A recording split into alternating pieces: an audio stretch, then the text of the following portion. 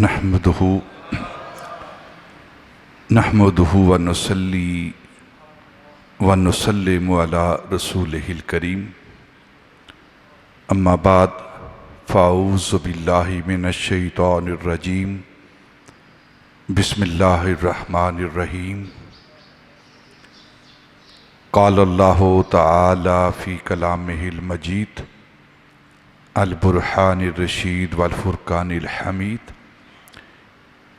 اِنَّا اول بیت وُضِعَ لِلنَّاسِ لَلَّذِی بِبَکَّةَ مُبَارَکًا وَہُدًى لِلْعَالَمِینَ فِیہ آیاتٌ بَیِّنَاتٌ مقام ابراہیم ومن دخلہ کان آمنا وَلِلَّهِ عَلَى النَّاسِ حِجُّ الْبَيْتِ مَنِ اسْتَطَاعَ إِلَيْهِ سَبِيلًا وَمَنْ كَفَرَ فَإِنَّ اللَّهَ غَنِيٌّ عَنِ الْعَالَمِينَ صدق اللہ مولانا العظیم وصدق رسولہ النبی الکریم وَنَحْنُ عَلَى ذَلِكَ مِنَ الشَّاهِدِينَ وَالشَّاكِرِينَ وَالْحَمْدُ لِلَّهِ رَبِّ الْعَالَمِينَ وقال اللہ تعالی فی مقام آخر ان اللہ وملائکتہ یصلون علی النبی یا ایہا الذین آمنوا صلوا علیہ وسلموا تسلیما الصلاۃ والسلام علیک یا سیدی یا رسول اللہ وعلی آلک وصحابک یا سیدی یا حبیب اللہ الصلاۃ والسلام علیک یا سیدی یا رسول اللہ وعلی آلک وصحابک یا رحمت للعالمین۔ انتہائی معزز و محترم سامعین، ارباب اہل سنت، ادب خردگان نگاہ محبت،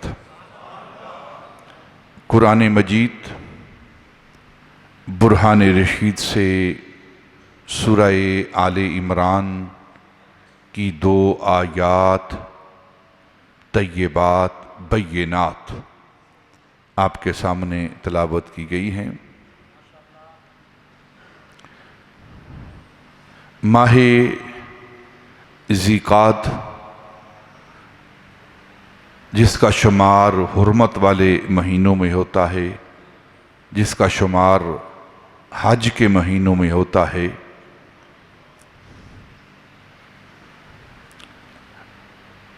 انشاءاللہ آج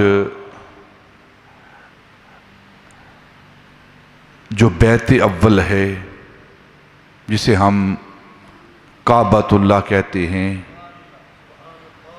بیت اللہ کہتے ہیں،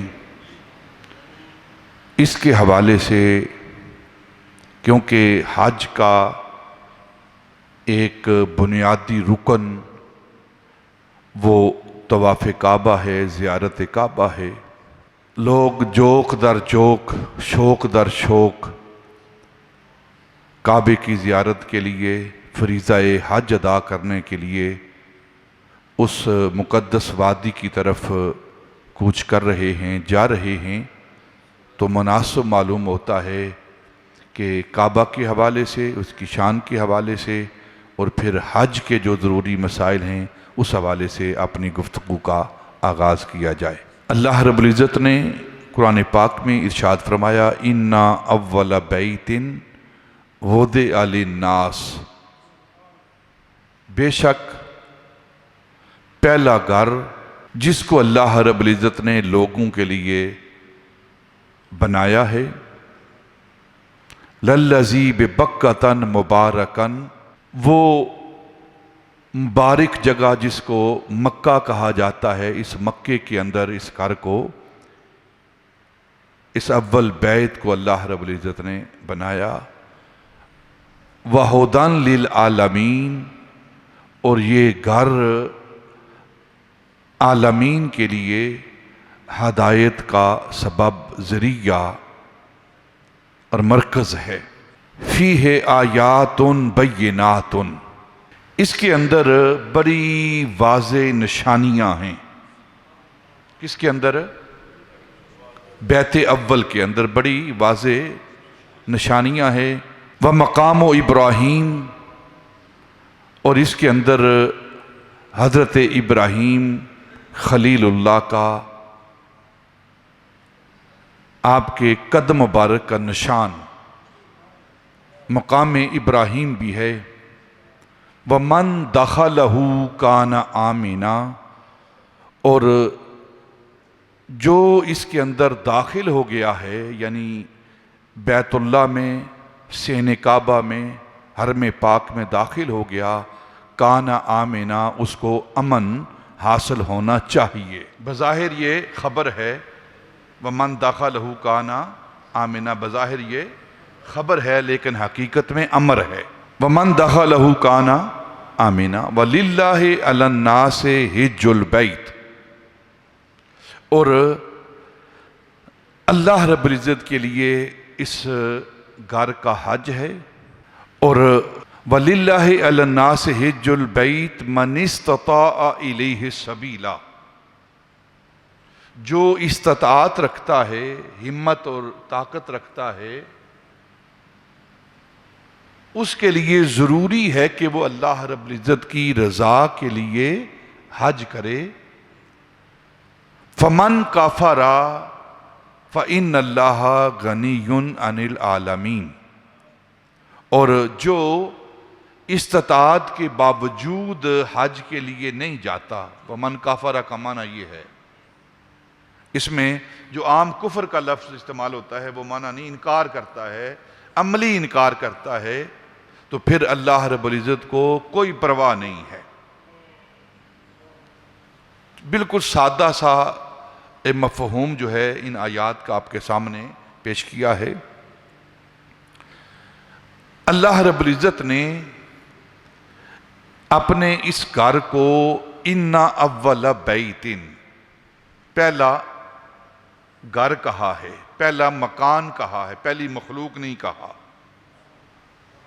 اولو بیت کہا ہے، پہلا گھر، وہ دنیا کے بت قدوم میں وہ پہلا گھر خدا کا، دنیا کے بت قدوم میں وہ پہلا گھر خدا کا، ہم پاس باں ہیں اس کے، وہ پاس باں ہمارا۔ اسے بیت الحرام بھی کہتے ہیں، بیت العتیق بھی کہتے ہیں، کعبۃ اللہ بھی کہتے ہیں، کعبہ شریف بھی کہتے ہیں۔ اور یہ جو مقام، یہ جو کعبۃ اللہ ہے، جس مقام پر ہے، جس جگہ پر ہے، اس کو زمین کا وسط کہتے ہیں، وسط عالم کہتے ہیں، یعنی ساری زمین کا جو مرکزی مقام ہے، جو نقطہ ہے، وہ یہ جگہ ہے۔ اس سے آگے ساری زمین کو پھیلایا گیا ہے۔ احادیث کا اگر ہم مطالعہ کریں تو اللہ رب العزت نے یہ ساری زمین، جب اس پر پانی ہی پانی تھا تو پانی کے اوپر جھاگ کو جمع کیا گیا، فرشتوں کو حکم دیا کہ ایک مقام پر جھاگ کو جمع کیا جائے۔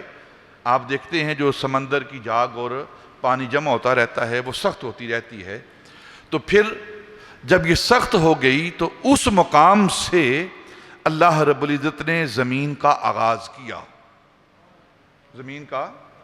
زمین پھیلتی رہی اس سے آگے، اور یہ مرکزی مقام ہے، یہ وہ جگہ جہاں آج کعبۃ المعظم ہے، بیت اللہ ہے، یہ وہ مرکزی مقام ہے جہاں سے آگے زمین، مرکز زمین ہے یہ جگہ۔ آپ یہ بات بھی سنتے ہیں کہ زمین گول ہے، زمین گول ہے۔ کیا مطلب ہے اس بات کا؟ اللہ رب العزت نے جب اپنی تخلیق کی پرکار کو کھینچا نا، پرکار آپ اگر ریاضی میتھ پڑھتے ہیں تو اس کا ایک مرکزی نقطہ ہوتا ہے، مین پوائنٹ ہوتا ہے، وہاں پرکار کی ایک ٹانگ کو رکھا جاتا ہے اور پھر اس پرکار کو گھمایا جاتا ہے تو وہ دائرہ بنتا ہے. جب تک مرکزی مقام نہ ہو دائرہ وجود میں نہیں آتا اور وہ دائرہ گول ہوتا ہے. اللہ رب العزت کی تخلیق کا مرکزی مقام یہ جگہ تھی. جب اس نے اپنی تخلیق کی پرکار کو کھینچا نا تو یہ زمین وجود میں آئی اور اس کا جو مرکز تھا اس مرکز کو اللہ رب العزت نے اپنا گھر بنایا. اس سے آگے زمین پھیلی ہے. 3 مرکز ہیں. 3 مرکز ہیں. ایک مرکز زمین، ایک مرکز عشق اور ایک مرکز محبت حسن. ایک مرکز زمین، زمین کا مرکز، ایک مرکز عشق و محبت اور ایک مرکز حسن جمال. زمین کا مرکز کعبہ ہے. جتنی بھی زمین ہے، کرۂ ارض جو ہے، اس کا مرکز کعبہ ہے. عشق کا مرکز سیدنا امام حسین کی ذات ہے اور حسن کا مرکز مصطفیٰ کی ذات ہے.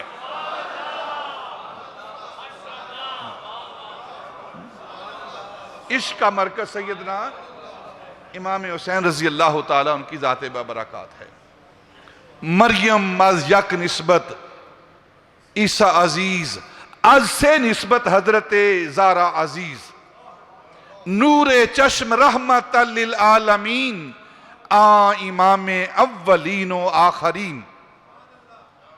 بانو تاجدار حل عطا، مرتضی مشکل کشا شیر خدا. مادر مرکز پرکار عشق. اقبال کہہ رہا ہے، بولو سبحان اللہ یار. سیدہ طیبہ طاہرہ سیدہ فاطمہ الزہرا رضی اللہ تعالی عنہا کی شان بیان کرتے ہوئے علامہ اقبال کہہ رہا ہے کہ حضرت مریم کو ایک نسبت ہے حضرت عیسیٰ کے ساتھ کہ وہ عیسیٰ کی ماں ہیں. از سے نسبت حضرت زہرا عزیز اور سیدہ طیبہ طاہرہ سیدہ فاطمہ تو زہرا رضی اللہ تعالی عنہا کو 3 نسبتیں حاصل ہیں. ان کی ایک شان، ان کی 3 شانیں. ان کو ایک نسبت، ان کو 3 نسبتیں. یہ 3 نسبتیں کیا ہیں؟ اقبال کہتا ہے کہ پہلی نسبت یہ ہے کہ نور چشم رحمت للعالمین، امام اولین و آخرین. پہلی نسبت یہ ہے کہ نبی پاک صلی اللہ علیہ وسلم جو اولین اور آخرین کے امام ہیں، ان کی نور چشم ہیں، آنکھوں کا نور ہیں، وہ سیدہ پاک رضی اللہ تعالی عنہ. دوسری نسبت کیا ہے؟ بانو تاجدار حل عطا، مرتضی مشکل کشا شیر خدا. وہ حضرت مولا علی جو مشکل کشا ہیں، حاجت روا ہیں، منزل انما ہیں، ان کی زوجہ ہیں. یہ دوسری نسبت ہے سیدہ فاطمہ الزہرا رضی اللہ تعالی عنہا کو. اور تیسری نسبت کیا ہے؟ مادر مرکز پرکار عشق. جو عشق کی پرکار کا مرکز ہے نا، عشق کی پرکار کا مرکز اس کی ماں ہیں. اور وہ عشق کی پرکار کا مرکز کون ہے؟ اسے سیدنا امام حسین کہتے ہیں. سبحان اللہ. مادر مرکز پرکار عشق، مادر قافلہ سالار عشق. جو عشق کا قافلہ چل رہا ہے، جو اس کا سردار اور سالار ہے، اسے سیدنا امام حسین کہتے ہیں اور اس کی ماں کو فاطمہ الزہرا کہتے ہیں. پہلا مرکز زمین کا وہ کعبہ ہے، دوسرا مرکز عشق کا وہ سیدنا امام حسین ہیں، اور تیسرا مرکز حسن کا وہ ذات مصطفیٰ ہے. سمجھا نہیں ہنوز میرا عشق بے ثبات، تم کائنات حسن ہو یا حسن کائنات۔ سبحان اللہ۔ ان اول بیت وضع للناس، پہلا گھر دنیا کے بت قدوم میں، وہ پہلا گھر خدا کا، ہم پاسباں ہیں اس کے، وہ پاسباں ہمارا۔ پہلا گھر جو اللہ رب العزت نے لوگوں کے لیے بنایا ہے، عبادت کے لیے، اپنی عبادت کے لیے جو پہلا گھر بنایا ہے، اس کو بیت اللہ کہتے ہیں۔ اس کی پوری ایک پیچھے شان نزول ہے، انشاءاللہ میں بیان کرتا ہوں تاکہ بات کھلتی جائے گی۔ اللہ رب العزت نے یہ جو اپنا گھر بیت اول، جسے کعبہ کہتے ہیں، جسے قبلہ کہتے ہیں، جو کہ معبد اول ہے، جو کہ کائنات کا مرکز ہے، زمین کا مرکز ہے، اس کو کہاں بنایا ہے؟ اس کو بنایا ہے مکہ کے اندر، ببکۃ مبارکہ، مکے کے اندر بنایا ہے۔ اب اللہ اگر چاہتا تو اپنے اس گھر کو اس سرزمین پر بناتا، اس جگہ پر بناتا جس کے ارد گرد نہریں ہوتی، نہریں چل رہی ہوتی، باغ ہوتے، گلستان ہوتے، پھل پھول ہوتے، اس کے درمیان آگے پیچھے ہریالی ہوتی، سبز پوش پہاڑ ہوتے، برف پوش پہاڑ ہوتے، پہاڑوں کے درمیان اپنے اس گھر کو بناتا، کسی خوبصورت جگہ پر جہاں نہریں چل رہی ہوتی، رونقیں ہوتی، وہاں اپنے اس گھر کو بناتا۔ لیکن اللہ رب العزت نے اپنے اس گھر کو نہ سبز پوش نہ ہی سفید پوش پہاڑوں کے درمیان بنایا، نہ بہتی ہوئی نہروں کے درمیان بنایا، نہ گلستان کے درمیان بنایا، بلکہ کہاں بنایا؟ قرآن کہتا ہے بواد غیر ذی زرع،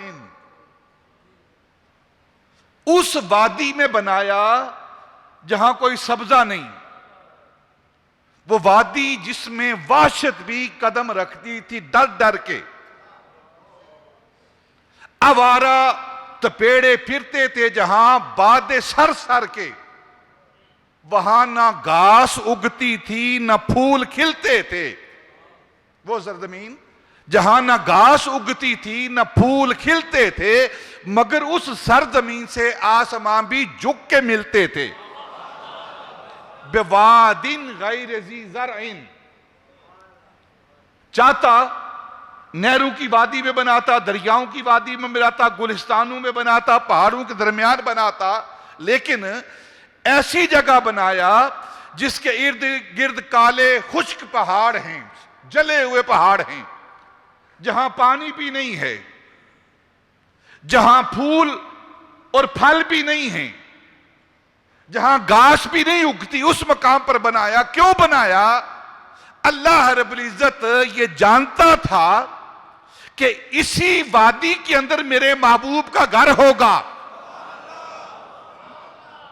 اسی وادی کے اندر میرے محبوب جو کائنات کا محبوب ہے وہ اس وادی کے اندر اپنے گھر کو بنائے گا، تو پھر اللہ نے چاہا جہاں محبوب کا گھر ہے میں بھی وہی گھر بناؤں گا۔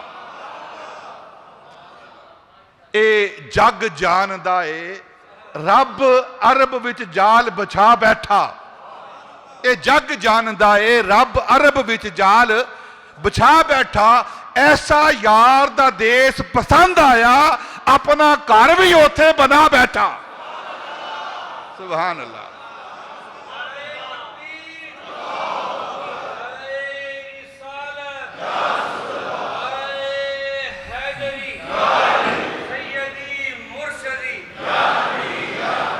سبحان اللہ۔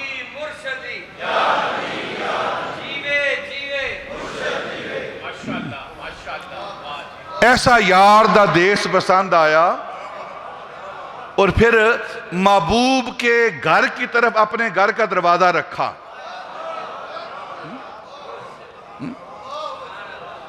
اپنے محبوب کے گھر کی طرف نا، دیکھیں 4 کونے ہیں نا کعبے کے، ٹھیک ہے نا، 4 کونے ہیں، جہاں حجر اسود ہے نا، رکن شامی، پھر حجر اسود، حجر اسود کے ساتھ ملتزم باب کعبہ، ساری دنیا کعبے کی طرف منہ کر کے نماز پڑھتی ہے۔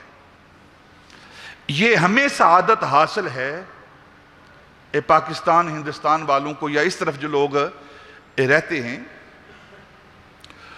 جب ہم نماز پڑھتے ہیں تو ہمارا جو نماز کے وقت رخ ہوتا ہے نا، وہ باب کعبہ کی طرف ہوتا ہے، مقام ابراہیم ہے جہاں، وہاں ہمارا رخ ہوتا ہے۔ یہ اللہ نے ہمیں یہ سعادت دی ہے۔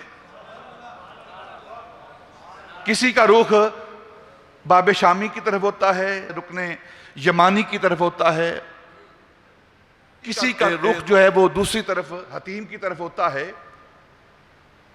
لیکن جو ہندوستان اور پاکستان اور اس خطے کے رہنے والے ہیں، ان کا ہمارا رخ عین جب ہم نماز پڑھتے ہیں نا، تو ہمارے سامنے جو کعبے کا رخ آتا ہے، سمت آتی ہے، وہ دروازے کی سمت ہے، ملتزم کی سمت ہے۔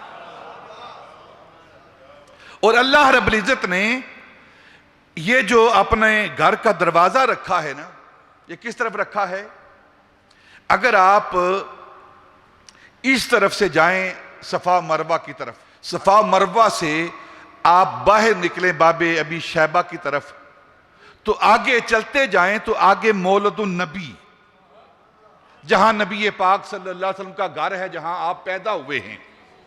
گویا اللہ رب العزت نے اپنے گھر کا دروازہ بھی محبوب کے گھر کی طرف رکھا ہے، نہ بنائی پشت اللہ نے محبوب کے گھر کی طرف، اپنے محبوب کے گھر کی طرف پشت نہیں کی اپنے گھر کی، نہ دروازہ رکھا ہے، سامنے رکھا ہے، نہ بنائی پشت اپنے گھر کی محبوب کے گھر کی طرف۔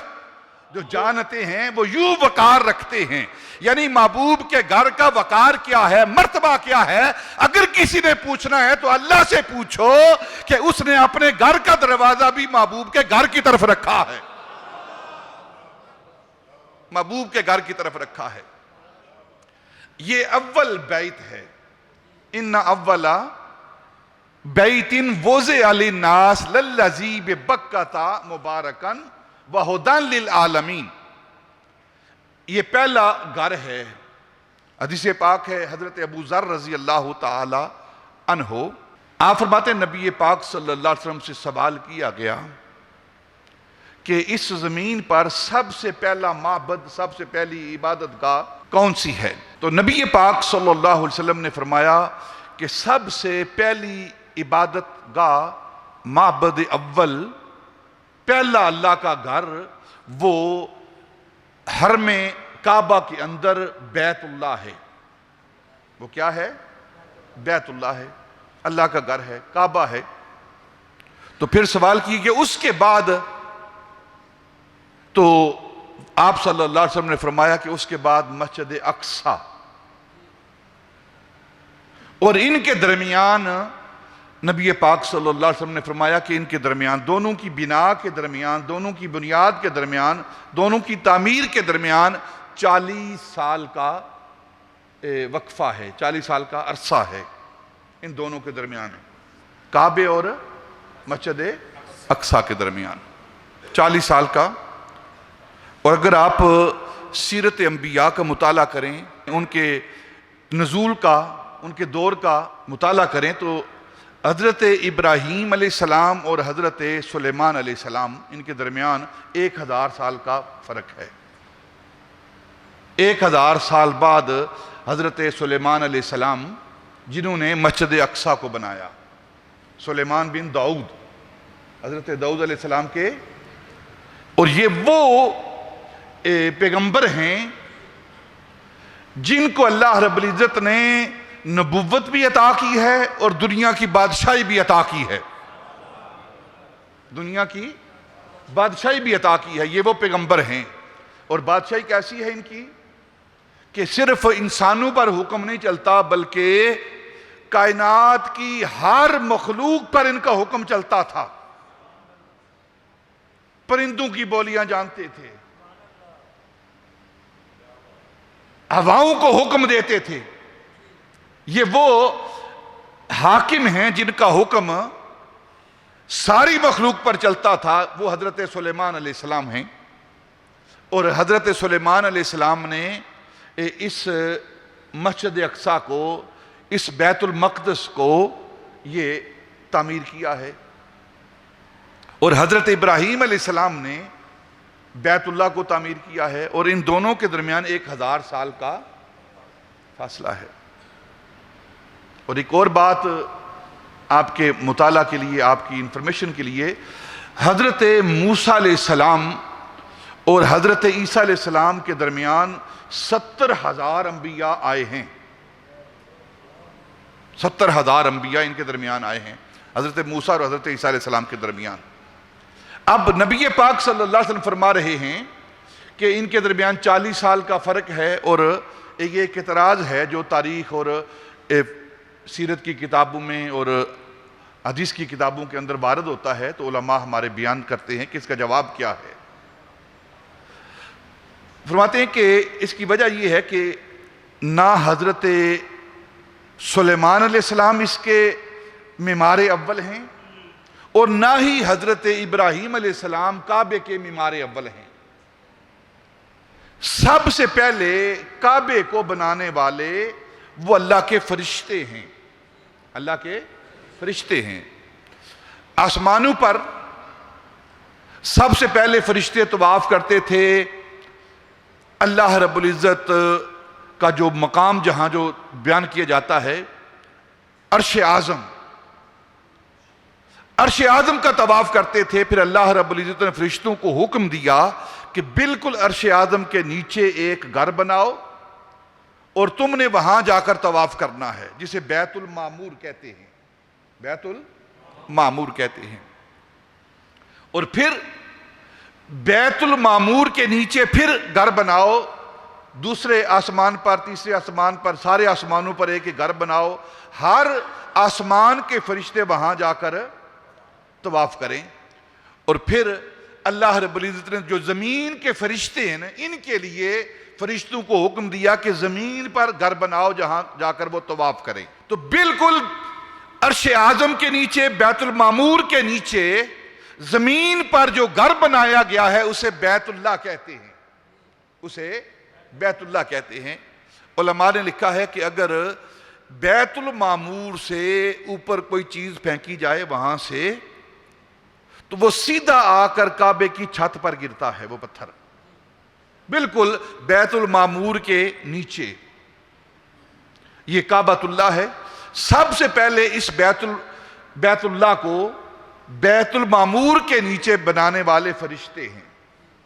اس کے بعد پھر حضرت آدم علیہ السلام نے اس جگہ کا انتخاب کر کے فرشتوں کی موجودگی میں ان کی نشاندہی پر اس کو دوبارہ تعمیر کیا حضرت آدم علیہ السلام نے۔ اور پھر حضرت آدم علیہ السلام کی اولاد سے ہی کچھ افراد نے بیت المقدس، جسے مسجد اقصیٰ کہتے ہیں، وہ حضرت آدم علیہ السلام جب انہوں نے کعبۃ اللہ کی بنیاد رکھی، کعبے کو بنایا، بیت اللہ کو بنایا فرشتوں کے بعد، تو ان کی اولاد میں سے، ان کے بیٹوں میں سے کسی نے 40 سال کے بعد مسجد اقصیٰ کو بنایا، 40 سال کے بعد۔ تو وہ بات جو نبی پاک صلی اللہ علیہ وسلم فرما رہے ہیں، گویا جب بھی آپ قرآن پاک پڑھیں گے نا، تو اللہ رب العزت محبوب سے خطاب کہتا ہے، أَلَمْ تَرَ كَيْفَ فَعَلَ رَبُّكَ بِأَصْحَابِ الْفِيلِ وَإِذْ أَخَذَ اللَّهُ مِيثَاقَ النَّبِيِّينَ وَإِذْ يَرْفَعُ إِبْرَاهِيمُ الْقَوَاعِدَ مِنَ الْبَيْتِ۔ جگہ جگہ اللہ رب العزت اپنے محبوب سے خطاب کر رہا ہے، محبوب تم نے دیکھا نہیں جو ہم نے اصحاب فیل کے ساتھ معاملہ کیا ہے؟ محبوب تم دیکھتے نہیں جب عرش اعظم پر میں اپنے نبیوں سے وعدہ لے رہا تھا، وَإِذْ أَخَذَ اللَّهُ مِيثَاقَ النَّبِيِّينَ۔ محبوب تم دیکھتے نہیں جب ابراہیم اور اسماعیل کعبے کی دیواروں کو بلند کر رہے تھے؟ تو محبوب کی ذات وہ ذات ہے جو اصل نبوت ہے، اور جو کام کر رہا ہے محبوب اپنی نبوت کی نظر سے دیکھ رہے تھے. اس لیے نبی پاک صلی اللہ علیہ وسلم نے یہ جواب دیا کہ جو اس کی تعمیر اول ہے، جو اس کی پہلی تعمیر ہے، آدم علیہ السلام نے کی، اور آدم علیہ السلام کے بعد ان کے کسی بیٹے نے مسجد اقصی کی تعمیر کی ہے، تو ان دونوں کے درمیان 40 سال کا فرق ہے. بظاہر یہ جو کعبہ بنایا گیا ہے یہ حضرت ابراہیم علیہ السلام، جو قرآن پاک اس کا اظہار کر رہا ہے، وَإِذْ يَرْفَعُ إِبْرَاهِيمُ الْقَوَاعِدَ مِنَ الْبَيْتِ وَإِسْمَاعِيلُ رَبَّنَا تَقَبَّلْ مِنَّا إِنَّكَ أَنْتَ السَّمِيعُ الْعَلِيمُ. یہ جو بیان ہو رہا ہے یہ پہلی بنیادوں پر حضرت، دیکھیں نا، یہ نہیں کہا کہ اس کی بنیادیں اٹھا رہے ہیں، اس کو بنا رہے ہیں. اِذْ يَرْفَعُ، ان بنیادوں کو بلند کر رہے ہیں. اس آیت کے اندر یہ جواب موجود ہے.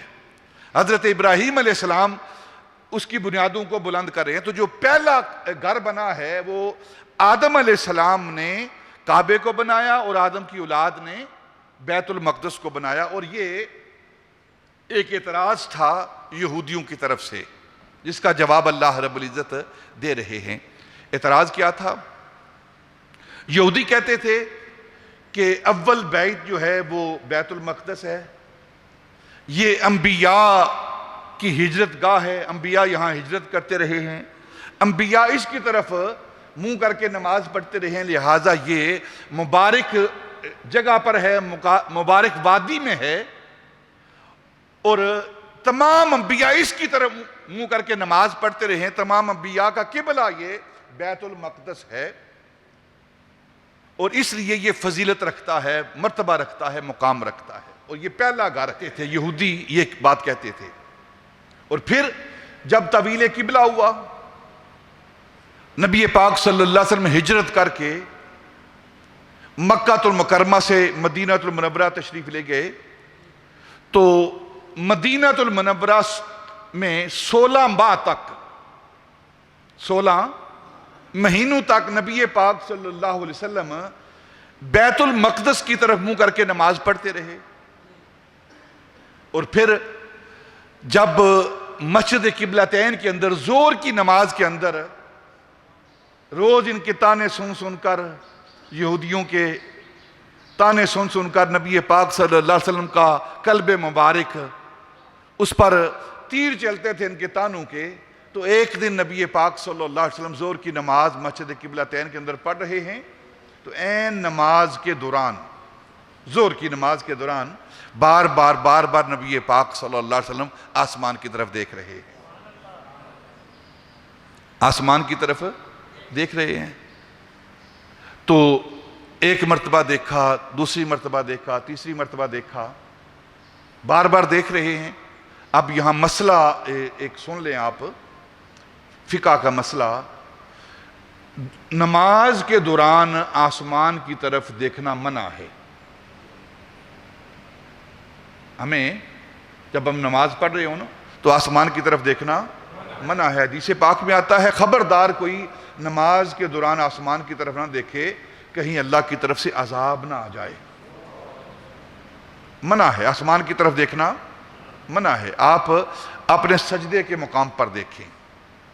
سجدے کے، نماز کے دوران جب آپ قیام کرتے ہیں تو اپنے سجدے کے مقام پر دیکھیں. آسمان کی طرف دیکھنا منع ہے. کیوں منع ہے؟ کہیں عذاب نہ آ جائے اللہ کی طرف سے. کیوں عذاب آ جائے؟ کیونکہ جیسی نماز ہم پڑھ رہے ہیں نا وہ اس کی شان کے لائق نہیں ہے. تو بس اپنی نظریں جھکا کے رکھو، اپنی نظریں اٹھاؤ نہ، عاجزی اور انکساری کا مظاہرہ کرو تاکہ وہ ہم پر رحم کرتا رہے. یہ ہے ہمارے لیے مسئلہ. لیکن اس کے برعکس نبی پاک صلی اللہ علیہ وسلم کے لیے کیا ہے کہ آپ عین نماز کے دوران آسمان کی طرف سر اٹھاتے ہیں، پھر نیچے کرتے ہیں، پھر اٹھاتے ہیں، اور دل کے اندر خیال آ رہا ہے. خیال کیا آ رہا ہے؟ یہ یہودی تانا دیتے ہیں کہ ہمارے قبلے کی طرف منہ کر کے نماز پڑھتے ہیں، بیت المقدس کی طرف منہ کر کے نماز پڑھتے ہیں، شریعت اپنی ہے، کتاب اپنی ہے، قرآن اپنا ہے، اپنی نبوت کا دعویٰ کرتے ہیں، اور بیت المقدس ہمارا ہے، اس طرح منہ کر کے نماز پڑھتے ہیں. ان کے تانے سن سن کر نبی پاک صلی اللہ علیہ وسلم کے قلب مبارک پر اثر ہوتا تھا. تو نبی پاک وہ اثر لے کر آسمان کی طرف دیکھ رہے ہیں. جب بار بار دیکھا نا آسمان کی طرف تو اللہ رب العزت نے جبریل کو بھیجا.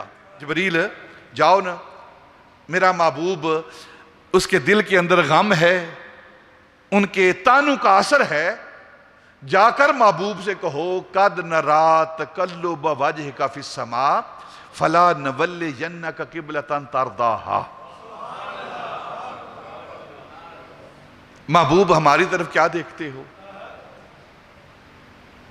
یہاں ایک جو علماء ہیں بڑی خوبصورت انہوں نے بحث کی ہے کہ نبی پاک صلی اللہ علیہ وسلم آسمان کی طرف بار بار دیکھتے تھے نا, تو اللہ فرما رہا ہے قد نرا تقلب وجہک فی السماء. محبوب اتنا آپ آسمان کی طرف نہیں دیکھتے جتنا ہم آپ کی طرف دیکھ رہے ہیں. اتنی بار آپ نے آسمان کی طرف نہیں دیکھا جتنی بار آپ کو ہم دیکھ رہے ہیں. قد جب مضارعہ پر آئے تو پھر کثرت کا معنی دیتا ہے, ماضی پر آئے تو تحقیق کا معنی دیتا ہے, ماضی پر آئے تو تحقیق کا معنی دیتا ہے, مضارعہ پر آئے تو کثرت کا معنی دیتا ہے. یہاں قد نرا تقلب وجہک فی السماء یہ کثرت کا معنی دے رہا ہے. محبوب آپ اتنی بار ہماری طرف نہیں دیکھتے جتنی بار ہم آپ کی طرف دیکھتے ہیں. قد نرا تقلب وجہک فی السماء, آپ کے چہرے کا آسمان کی طرف اٹھنا ہم دیکھ رہے ہیں. اور محبوب ہماری طرف کیا دیکھتے ہو, ہم سے کیا پوچھتے ہو؟ جس طرف آپ اپنا رخ کریں گے ہم اس کو قبلہ بنا دیں گے. فَلَا نَوَلِّيَنَّكَ قِبْلَةً تَرْضَاهَا, آپ جو کہیں گے جس طرف راضی ہو جائیں گے ہم اس کو قبلہ بنا دیں گے. اور پھر عین ظہر کی نماز کے اندر 2 رکعتیں مکمل ہو چکی ہیں. نبی پاک مصلی امامت پر ہیں, صحابہ پیچھے ہیں, صحابیات اس کے پیچھے ہیں, اور نبی پاک صلی اللہ علیہ وسلم اپنا رخ مبارک تبدیل کر کے نا اس طرح رخ تھا تو اب وہاں چلے گئے چلتے, اور صحابہ بھی اسی طرح مڑتے مڑتے نا وہ بھی پیچھے. کسی کی نماز نہیں ٹوٹی.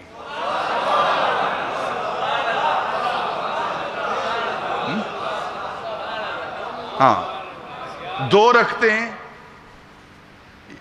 یہ جو کہتے ہیں امام القبلتین کہتے ہیں نا ہم نبی پاک کو, 2 قبلوں کے امام. 2 رکعتیں بیت المقدس کی طرف اور 2 رکعتیں کعبے کی طرف. کسی کی نماز نہیں ٹوٹی, بس وہ پیچھے پیچھے نبی پاک صلی اللہ علیہ وسلم کے. مجھے کام کیا تھا رکوع سے, مجھے غرض کیا تھی نماز سے, تیرے نقش پا کی تلاش تھی جو جھکا رہا میں نماز میں. تو یہ تانا دیتے تھے کہ ہمارا قبلہ جو ہے وہ اول ہے, وہ پہلے ہے, سارے انبیاء اس کی طرف منہ کرتے رہے ہیں اور اس کی طرف منہ کر کے نماز پڑھتے رہے ہیں, اور مبارک زمین پر ہے, مبارک مقدس ارض پر ہے یہ ہمارا قبلہ بیت المقدس جو ہے, اور اول ہے یہ. تو اللہ رب العزت نے ان کی تردید کی, یہودیوں کی تردید کی. اِنَّا بے شک تاکید اول بیت وضع للناس للذی ببکۃ مبارکا. ساری دنیا کی تحقیق جھوٹی ہو سکتی ہے اور اللہ کی تحقیق جھوٹی نہیں ہو سکتی. ہماری تحقیق یہ ہے, ہم یہ بتاتے ہیں کہ جو پہلا گھر ہے وہ ہمارا کعبہ, وہ حرم پاک ہے جس طرف اب میرا محبوب منہ کر کے نماز پڑھ رہا ہے. بیت المقدس قبلہ اول نہیں ہے, یہ پہلا گھر نہیں ہے, بلکہ یہ کعبۃ المکرمہ ہے جو اللہ رب العزت کا پہلا گھر ہے جو عبادت کے لیے بنایا ہوتا ہے. اول کون ہوتا ہے؟ اول کی تعریف یہ ہے کہ نہ اس کے کوئی ساتھ ہو, اول برابر ہو, جو بالکل سب سے آگے ہو, پہلے ہو, اس کے ساتھ بھی کوئی نہ ہو, اسے اول کہتے ہیں. دیکھیں جب دوڑ لگتی ہے تو دوڑ میں جو اول آتا ہے کون آتا ہے؟ جو سب سے آگے ہو, پہلے ہو. اگر کوئی اس کے ساتھ ہے تو کیا کہیں گے, وہ اول آیا ہے؟ نہیں, کہتے برابر آئے ہیں دونوں. تو اول وہ ہوتا ہے جو سب سے پہلے ہو, اور آخر کون ہوتا ہے؟ جو سب سے آخر میں ہو، اگر اس کے بھی کوئی ساتھ ہے، اس کے بھی کوئی اگر ساتھ ہے تو وہ آخر نہیں ہے، وہ آخر میں دونوں برابر ہیں۔ تو اللہ رب العزت سورہ حدید کے اندر هو الاول والآخر اپنے بارے میں فرما رہا ہے کہ میں اول بھی ہوں آخر بھی میں ہوں۔ اول کیسا ہوں؟ جب کوئی نہیں تھا تو اس وقت میں تھا، اور جب کوئی نہیں ہوگا تو اس وقت بھی میں ہوں گا۔ اور محبوب کے بارے میں فرمایا کہ محبوب آخری نبی ہے، آخری نبی ہے۔ کیا مطلب اس بات کا کہ محبوب سب سے آخر میں نبی ہے؟ نہ اس کے ساتھ کوئی نبی ہوگا اس کے زمانے میں، اور نہ اس کے بعد کوئی نبی ہوگا۔ اور یہ گھر پہلا گھر ہے اللہ رب العزت نے جو بنایا ہے، جسے کعبہ کہتے ہیں۔ اور اللہ رب العزت نے اس گھر کو اول گھر کہا ہے، یعنی کہ وہ یہود و نصارہ کا جو طعنہ تھا، جو مسلمانوں کو وہ طعنہ دیتے تھے، اس کا جواب اللہ رب العزت نے قرآن پاک کے اندر دیا، ان اول بیت وضع للناس للذی ببکۃ مبارکا وہدی للعالمین۔ یہ بکہ کیا ہے؟ علماء نے لکھا ہے کہ مکے کا نام ہے، بہت سارے نام ہیں مدینہ المنورہ کے، بہت سارے نام ہیں مکہ شریف کے، بہت سارے نام ہیں قرآن کے۔ یہ بکہ جو ہے یہ بھی بکن سے ہے، اور مکہ جو ہے وہ مکن سے ہے۔ کیا معنی ہے دونوں کا؟ بکن کہتے ہیں کچل دینے کو، اور مکن کہتے ہیں نچوڑنے کو، نچوڑ لینا۔ اللہ رب العزت نے اپنے گھر کو مکے کے اندر بکن کے اندر بنایا، ببکہ تھا، یعنی جو اس گھر کو مٹانے کا ارادہ کرے گا، جو اس گھر کو تباہ کرنے کا ارادہ کرے گا، اللہ رب العزت اس کو کچل کے رکھ دے گا، کچل کے رکھ دے گا۔ اس پر آپ جو سورہ فیل ہے پڑھ لیں، آپ سورہ فیل اس کو پڑھیں۔ اس کے اندر جو اصحاب فیل کے ساتھ اللہ رب العزت نے کیا، ابابیلوں نے جو کیا، جو کنکر مارے گئے، حدیث میں آتا ہے کہ جب ابرہ نے کعبے کو مٹانے کا ارادہ کیا اور مٹانے کے لیے، کعبے کو گرانے کے لیے اپنا لشکر لے کر آیا نا، الم تر کیف فعل ربک باصحاب الفیل الم یجعل کیدہم فی تضلیل وارسل علیہم طیرا ابابیل ترمیہم بحجارۃ من سجیل فجعلہم کعصف معقول۔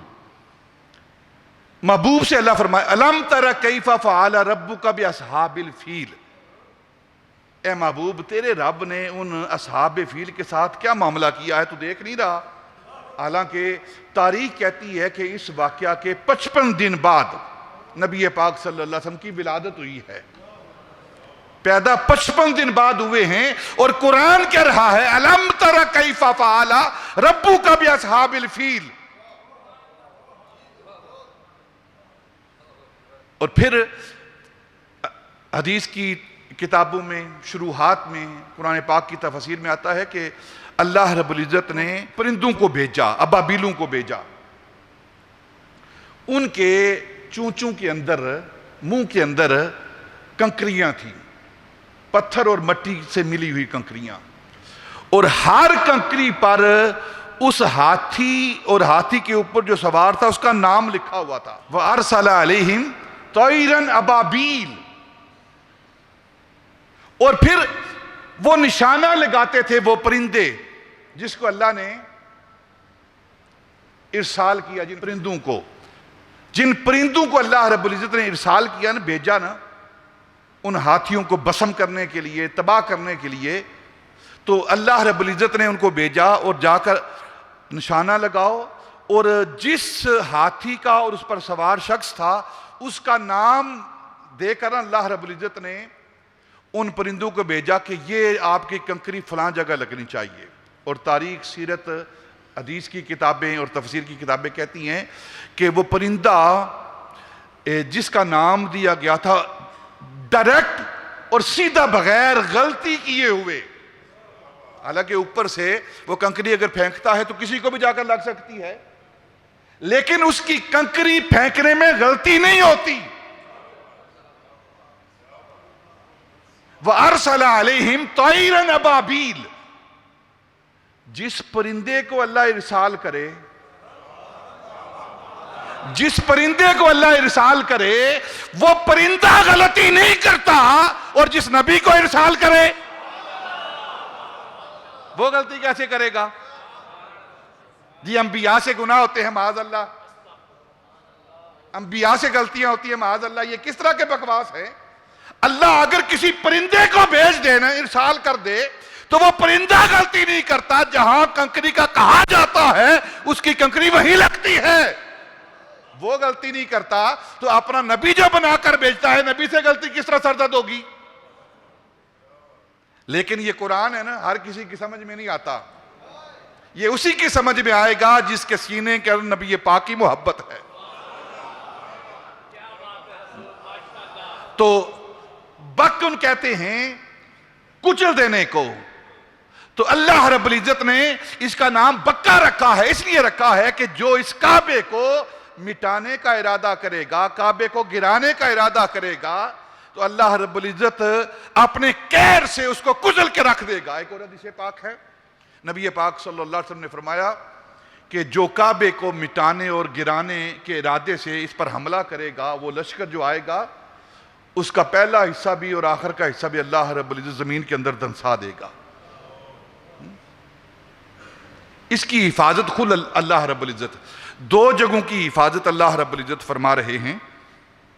ویسے تو ہر شخص کی حفاظت، ہر جگہ کی حفاظت اللہ رب العزت فرشتوں کو مامور کیا ہوا ہے. کعبے کی حفاظت کے لیے ابابیلیں، کعبے کی حفاظت کے لیے ابابیلیں، اور گنبد خضرا کی حفاظت کے لیے شہد کی مکھیاں. یہ تاریخ ہے، پڑھیں آپ اس کو.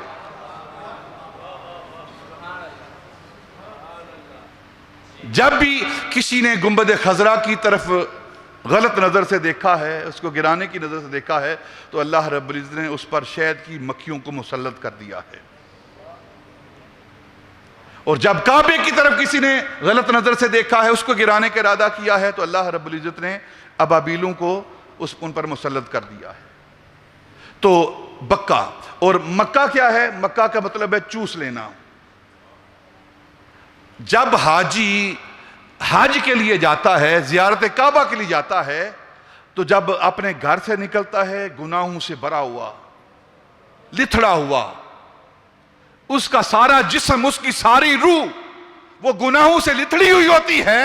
ادھر وہ کعبے کا طواف کرتا ہے، اور اللہ رب العزت نے کعبے کے اندر یہ، مکے کے اندر یہ قوت رکھی ہے کہ ادھر اس نے طواف کو مکمل کیا ہے، اور اس کے سارے گناہوں کو مکے نے چوس لیا ہے. اور نبی پاک صلی اللہ علیہ وسلم ارشاد فرماتے ہیں کہ حاجی جب حج کرتا ہے، اس ہر طرح کے وہ گناہوں سے دور رہتا ہے، فسق و فجور سے وہ اجتناب کرتا ہے، دور رہتا ہے، پورے اہتمام کے ساتھ، رزق حلال کے ساتھ جب حج کرتا ہے، اور جب حج کر کے واپس لوٹتا ہے، تو وہ حاجی کیسا ہوتا ہے؟ نبی پاک فرمایا وہ اس بچے کی طرح ہے جو پہلے دن اپنی ماں کی کوکھ سے جنم لینے والا ہوتا ہے. اس کے نامہ اعمال میں ایک بھی گناہ نہیں ہوتا. کیا مطلب؟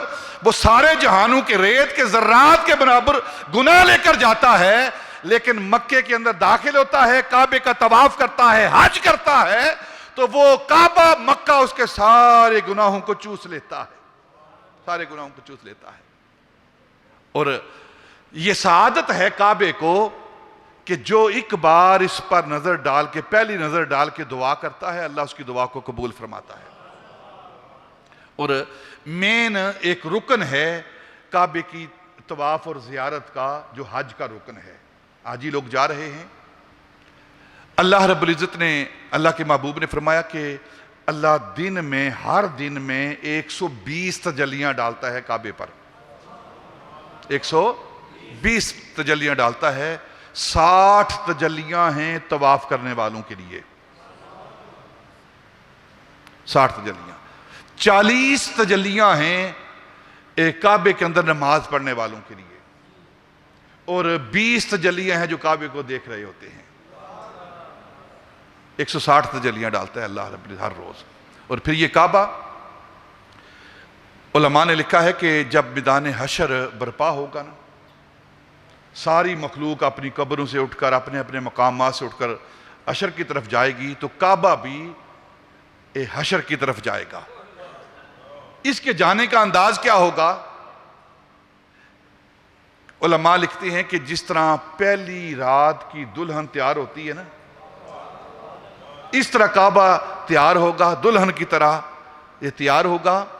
اور یہ بھی طواف کر رہا ہوگا، کعبہ بھی گھوم رہا ہوگا، لوگ اس کے ارد گرد گھومتے ہوں گے اور یہ خود گھوم رہا ہوگا، طواف کر رہا ہوگا. طواف کرتے کرتے لوگ اس کے ارد گرد گھومتے گھومتے، اور جس نے قیامت تک، حشر تک جس نے کعبے کا طواف کیا ہوگا، زیارت کی ہوگی، وہ اس وقت اس طواف میں شریک ہوگا جب کعبہ حشر کی طرف رواں ہوگا. ہر وہ شخص اس کے ساتھ ہوگا، اور وہ طواف کرتے کرتے کعبہ بھی طواف کر رہا ہوگا، اور کعبے کے طواف کرنے والے بھی کعبے کا طواف کر رہے ہوں گے، اور طواف کرتے کرتے سارے جنت میں داخل ہو جائیں گے. یہ وہ اول بیت ہے اللہ رب العزت نے جو مسلمانوں کے لیے، عالمین کے لیے بنایا ہے. ان اول بیت وضع للناس للذی ببکۃ مبارکا وہدی للعالمین فیہ آیات بینات ومقام ابراہیم ومن دخلہ کان آمنا. یہاں ایک آخری بات سماعت کر لیں انشاءاللہ. حج کے جو مسائل ہیں وہ وَلِلَّهِ عَلَى النَّاسِ حِجُّ الْبَيْتِ، اس آیت پر ہم آئندہ جمعۃ المبارک گفتگو کریں گے. آخری بات سماعت کر لیں. وَمَن دَخَلَهُ كَانَ آمِنًا، جو اس میں داخل ہو گیا نا، یعنی کعبے میں، سین کعبہ میں، مکہ میں، مطاف میں، تو وہ امن میں آ گیا. ابتدا میں نے اشارہ کیا تھا وَمَن دَخَلَهُ كَانَ آمِنًا، بظاہر یہ خبر ہے، بظاہر یہ خبر ہے کہ جو اس میں داخل ہوا وہ امن میں آ گیا، لیکن حقیقت میں خبر نہیں، یہ امر ہے، حکم ہے اللہ رب العزت کا کہ جو سین کعبہ میں، حرم کعبہ میں داخل ہو گیا ہے، کسی کو حق نہیں پہنچتا کہ اس کو گزند اور نقصان پہنچایا جائے. کوئی شخص اسے دیکھیں نا، شکار کرنا منع ہے نا حرم کعبہ میں، حرم ابراہیمی میں شکار بننا ہے. کعبے کی، حرم کی، مکے کی بربادی کی نیت لے کر اس کے درختوں کو کاٹنا، اس کی گھاس کو کاٹنا نبی پاک نے منع فرمایا ہے. اسی طرح حرم نبوی جو ہے اس کی گھاس کو کاٹنا، اس کے درختوں کو کاٹنا تباہی اور بربادی کی نیت لے کر، وہ منع ہے. تو جو اس میں داخل ہوا ہے اس کو امن دیا جائے گا. فقہاء نے لکھا ہے کہ اگر کوئی شخص کسی کو قتل کر کے، کوئی جرم کر کے، جس پر حد یا تعزیر لاگو ہوتی ہو، وہ جرم کر کے سین کعبہ میں، حرم کعبہ میں داخل ہو جاتا ہے، تو اب کیا اس کو وہاں سزا دی جائے گی کہ نہیں؟ اس پر حد جاری کی جائے گی کہ نہیں کی جائے گی؟ تو فقہاء نے فرمایا ہے کہ اس پر حد کو جاری نہیں کیا جائے گا. حرم کعبہ میں، مطاف کعبہ میں اس پر حد نہیں لگائی جائے گی. حالانکہ اس نے قتل کیا ہے، اس سے اب آگے قصاص لینا ہے، حد لگانی ہے اس پر، اور اللہ کا حکم ہے حد. تو پھر کیا کیا جائے گا؟ فقہاء نے لکھا ہے کہ اس کے ساتھ کاروبار کو بند کیا جائے گا. پہلی بات، لین دین کو بند کیا جائے گا. اس پر خوراک کو بند کر دیا جائے گا. کوئی خوراک، کھانے پینے کی اشیاء اس کو نہیں دی جائیں گی، تاکہ وہ بھوک کی وجہ سے، پیاس کی وجہ سے وہ حرم کعبہ سے باہر آئے. جب وہ باہر آئے گا تو پھر اس پر حد کو جاری کیا جائے گا. وَمَن دَخَلَهُ كَانَ آمِنًا کا معنی یہ ہے، اس کو ایسا امن دیا جائے گا کہ ایک تو عام بات ہے نا، اس پر حد جاری ہونی ہے، تو حد بھی وہاں اس کو نہیں لگائی جائے گی جب تک اسے باہر نہ لایا جائے. اور پھر دوسری بات فقہا نے لکھا ہے کہ اگر کوئی بدبخت شین کعبہ میں، حرم کعبہ میں کوئی کسی کو قتل کر دیتا ہے، کوئی ایسا جرم کر دیتا ہے جس کی حد لگنی ہوتی ہے، تو اس وقت اس کو وہیں حد لگائی جائے گی۔ ایک مسئلہ یہ ہے جو پہلے سنا ہے آپ نے، ایک مسئلہ یہ ہے، پہلے اگر کوئی باہر جرم کرتا ہے اور وہ اس سزا سے بچنے کے لیے حرم کعبہ میں آ جاتا ہے تو اس کو وہاں سزا نہیں دی جائے گی، اور اگر کوئی شین کعبہ کے اندر، حرم کعبہ کے اندر جرم کرتا ہے جس پر حد لاگو ہوتی ہے تو اس کو حرم کعبہ کے اندر ہی سزا دی جائے گی، اس پر حد لگائی جائے گی۔ فقہا کہتے ہیں کیوں لگائی جائے گی؟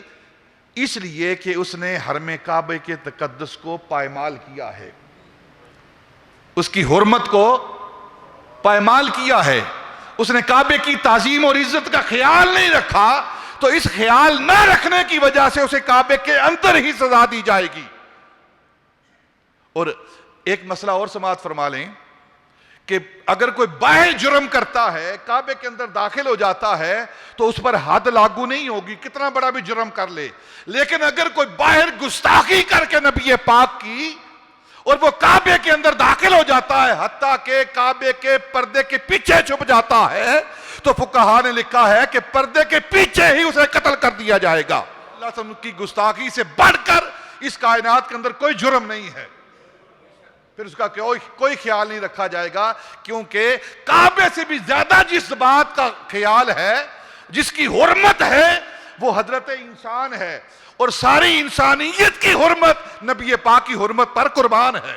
ایک مرتبہ حدیث پاک میں آتا ہے نبی پاک صلی اللہ علیہ وسلم کعبے کا طواف کر کے آپ کعبے کو دیکھ رہے ہیں اور بار بار حسرت بھری نگاہوں سے دیکھ رہے ہیں۔ جب مکے کے لوگوں نے تنگ کر دیا تھا نا، آپ کو ہجرت کرنے پر مجبور کر دیا تھا، تو آپ حسرت بھری نگاہوں سے کعبے کو دیکھ رہے ہیں اور طواف مکمل کر کے فرماتے ہیں کعبہ تیری خوشبو بڑی اعلیٰ خوشبو ہے، تیرا مرتبہ بڑا اعلیٰ مرتبہ، مقام بڑا اعلیٰ مقام ہے، میں محمد کبھی بھی تمہیں چھوڑ کے نہ جاتا، لیکن میرے ان لوگوں نے مجھے مجبور کر دیا تجھے چھوڑنے پر، تیرا بڑا مرتبہ ہے، بڑا مقام ہے، بڑی آبرو ہے، بڑی عزت ہے، بڑی حرمت ہے، لیکن میں محمد یہ اعلان کرتا ہوں، مجھے قسم ہے اس ذات کی جس کے قبضہ قدرت میں محمد کی جان ہے، کعبہ تیری بڑی عظمت ہے، بڑی حرمت ہے، لیکن جو بندہ مومن ہے، جو بندہ مومن کا خون ہے، اس خون کی زیادہ حرمت ہے تجھ سے۔ اِنَّ حُرْمَةُ الْمُؤْمِنِ أَعْظَمُ مِنَ الْكَعْبَةِ، کعبے کی بڑی حرمت، بڑی عظمت ہے، لیکن بندہ مومن جو ہے اس کا بڑا مرتبہ اور مقام ہے۔ جب عام بندہ مومن کا یہ مرتبہ اور مقام ہے تو پھر جس کی وجہ سے انسان مومن بنتا ہے وہ نبی پاک کی ذات، جن پر ایمان لانے کی وجہ سے انسان مومن بنتا ہے، ان کا مرتبہ اور مقام کیا ہوگا۔ اسی لیے فقہا نے کہا ہے کہ اگر کوئی نبی پاک صلی اللہ علیہ وسلم کی گستاخی کر کے وہ کعبے کے پردوں کے نیچے چھپ جاتا ہے، باقی جرم کرنے والوں کو باہر مجبور کیا جائے گا، باہر لایا جائے گا، لیکن جو گستاخ رسول ہے اس کو شین کعبہ کے اندر کعبے کے ساتھ چمٹے ہوئے اور کعبے کے پردے کے پیچھے چھپے ہوئے وہی قتل کر دیا جائے گا، کیونکہ اس نے سب سے بڑا گناہ کیا ہے، وہ گستاخی رسول کی ہے اس نے۔ تو وَمَنْ دَخَلَهُ كَانَ آمِنًا کا معنی آپ سمجھ گئے ہیں کہ کیا معنی ہے اس کا؟ امن دیا جائے گا کس کو؟ جو کعبے کے امن کا خیال رکھتا ہے، جو کعبے کا ادب و احترام کرتا ہے، اس کو امن دیا جائے گا۔ اور یہ کعبہ کیا ہے؟